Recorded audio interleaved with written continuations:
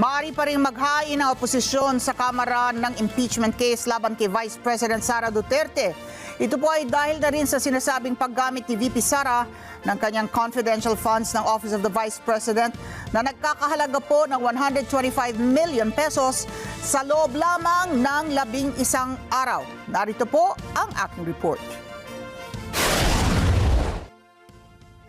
Kahit na itinanggi na ng ilang mambabatas mula sa mayoriya ng Kamara de Representantes, inamin naman ng isang kongresista mula sa oposisyon na pinag-aaralan pa rin ng kanilang grupo ang pagsasampa ng reklamong impeachment laban kay Vice President Sara Duterte. Sa harap ito ng kwestiyon sa paggamit ng pangalawang Pangulo ng confidential funds ng Office of the Vice President na nagkakahalaga ng nasa 125 million pesos na ginastos sa loob lamang ng 11 araw. Sa panayam ng programang ASPN, ano sa palagay nyo? Sinabi ni ACT Teachers Party List Representative Franz Castro na hindi nila alam ang plano ng mayoriya sa Kamara, pero inaming kinokonsidera nila ang hakbang. Pangunahing basehan sa posibleng impeachment charge ang culpable violation of the Constitution, graft and corruption, at betrayal of public trust. Pinag-aaralan pa ng makabayan itong mga basehan. Iniipon pa namin yung mga ebidensya para pag-file namin. Well, kami, kung hindi namin alam dito sa Kongreso ano yung mga move ng iba nating mga kasamahan dito, pero kami kasalukuyang nag-aaral kami doon sa sakali na merong mag-file o mag-file kami. So, hindi malayo na magpa-file din kami kung sakaling meron na rin magpa-file galing naman sa majority. Question din sa mambabatas ang issue ng hindi paggamit ng pondo ng Department of Education at DepEd nung pinamumunuan pa ito ni VP Sara.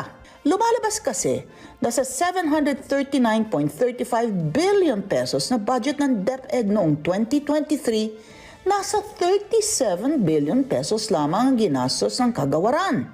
Yes, oo. Medyo malaki yung yung unutilized na pondo ng Department of Education. So, hindi namin maintindihan bakit ganon.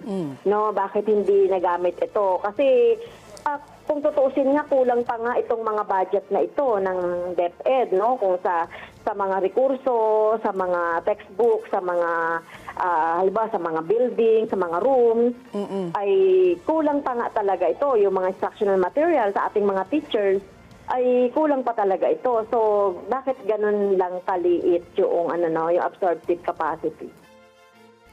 Sa budget hearing ng House Committee on Appropriations, ibinunyag din ni Education Secretary Sonny Angara ang nasa higit 1 bilyong halaga ng laptops at learning materials na 4 na taon nang nakaimbak lamang sa bodega ng logistics contractor ng kagawaran.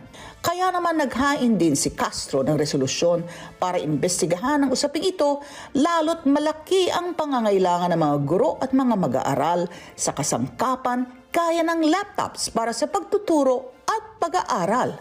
Well, nabunyag dito kay Secretary Angara yung mga nakaimbak na mag-4 na taon na pala. Itong mga laptop na ito, yung mga materials, learning materials para sa ating mga estudyante. Lalong-lalo na yung mga estudyante natin sa STEM, na sana ay makikinabang dito sa science and math na mga materials na nakaimbak. Kaya nga, kinwestiyon ito na nakaimbak lang at sayang na dapat na napakinabangan. Pangalawa, yung question dito yung paraan ng procurement. Nagkaroon pala ng mga 2 bidding, nag-fail yung first, tapos nag-ano ulit ng isa. So the same, parang mukhang may nalugi sa ating gobyerno, at least 1 billion. Kaya kina-question ito namin dito sa House of Representatives, bakit nangyari yun? Samantala, sa isang mensaheng pinadala sa Net25, sinabi naman ni dating Education Undersecretary at ngayon spokesperson ni VP Sara, Attorney Michael Powa, na walang irregular sa bidding para sa DepEd Computerization Program o DCP dahil sumailalim ito sa competitive public bidding, salig sa itinatadhana ng procurement law. Si Powa ang tumatayong Head of Procuring Entity o HOPE nung nasa DepEd pa siya. Sinabi ni Poa na bilang respeto sa mga miyembro ng Appropriations Committee, hindi tama na sumagot siya sa pamamagitan ng media. Ngunit handa niyang ipaliwanag ang usapin sa mga mambabatas sa tamang forum. Ali Soto, para sa Mata ng Agila. Matatag, matapang, matapat. Maraming salamat sa inyo pong pagsubaybay sa Mata ng Agila Primetime.